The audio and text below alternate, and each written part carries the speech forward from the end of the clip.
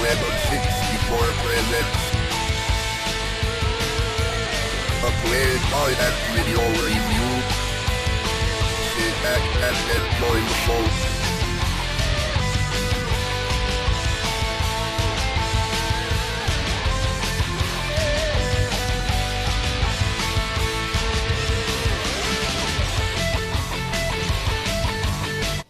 Hey there, welcome to another Lemon 64 play guide and review. In this week's episode, we'll be checking out a great racing game.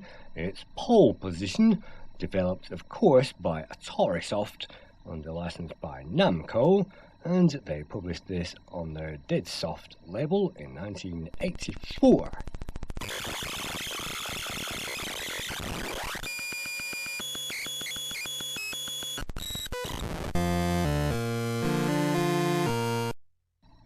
Pole Position arrived in the arcades in 1982, and after the credits sequence we get to press a number of F keys. Pressing F5 will change between the three options in this game. We can either race Monaco in a full Grand Prix, the Namco Speedway or the Dead Soft 500, and we can also practice as well, and by pressing F3 we can change the number of laps. Let's just go for the full Monaco Grand Prix and let's just try the first lap, which is of course qualifying, and we'll have to qualify and try to get into pole position.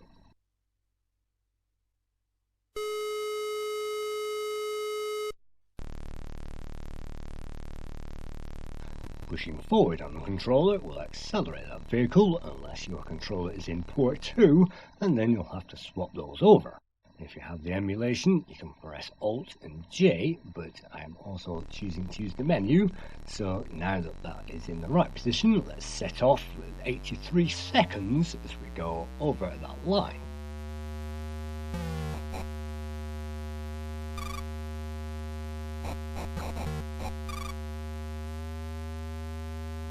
Pole Position is a very fast-paced racing game. As you can see, this really runs quickly on the Commodore 64, and in 1984 we couldn't really expect much of high-speed action, although we have had very much high-action octane games on the C64 since. Many of those were inspired by Pole Position, and you can see the art of this game is weaving in between the traffic. And if you touch the back of those, then they'll blow up, and if you touch those signs, you'll blow up, and in fact if you touch anything at all, you'll blow up. And the collision detection is really a menace in this game, so you really can't afford to touch anything, and if you get through all this traffic and manage to not touch anything, then you might just get yourself towards the line.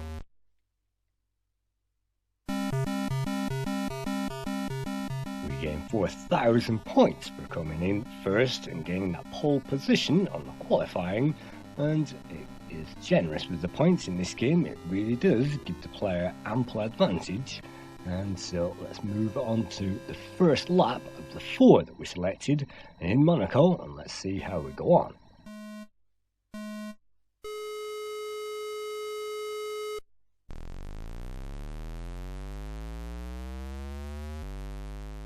To begin, we must push forward in order to accelerate, and then just over the 110 mark, then press the fire button, and that will change gear. And then we can press left and right, or diagonally, left and right, and that should move that vehicle, but there is a delay on that because that simulates the driver moving the wheel, and it takes maybe a whole second before those register as the car moving across that screen. So you have to compensate by the invisible wheel, and once the player has memorized where the invisible wheel turns, then hopefully they can make their way and turn in this game.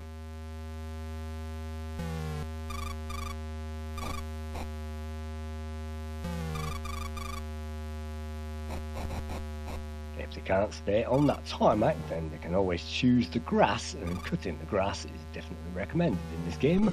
Unfortunately, some of those sections on corners are filled with signs, and you've perhaps no way of knowing those unless you've memorized those.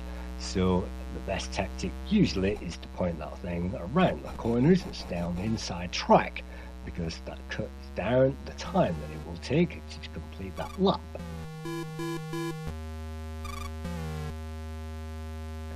I think there's also water and oil on the track to avoid as well, and so although it isn't as up there with Pit Stop 2 as it could be, there's no tyre degradation, but Pit Stop 2 did come later.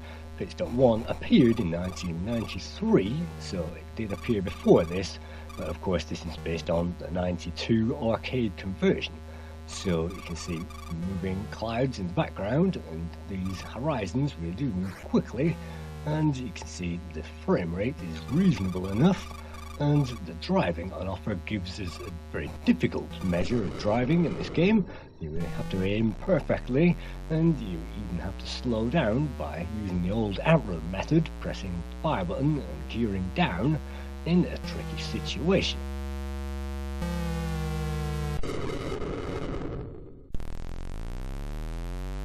But the acceleration isn't amazing. You're better off staying in top gear and hoping that you don't have a crash.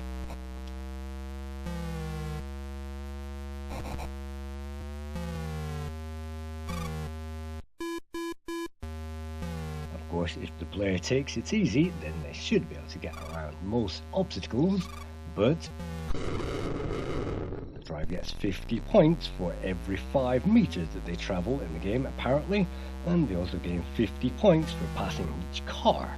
Every second as we cross the line gains 200 points of every second remaining, and you can see the seconds of time ticking down on the very top of that screen, and so you can't hang around in low gear all of the time.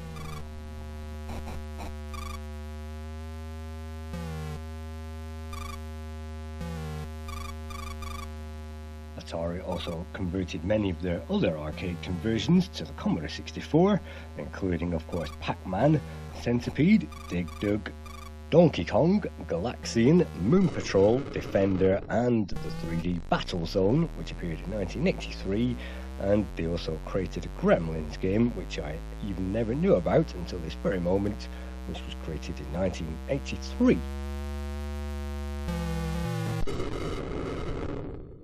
I think pole position is fast enough, maybe not as smooth as racing games which came later, but it has addictability on offer, and the player can try and gain as far as they can and gain a high score as well.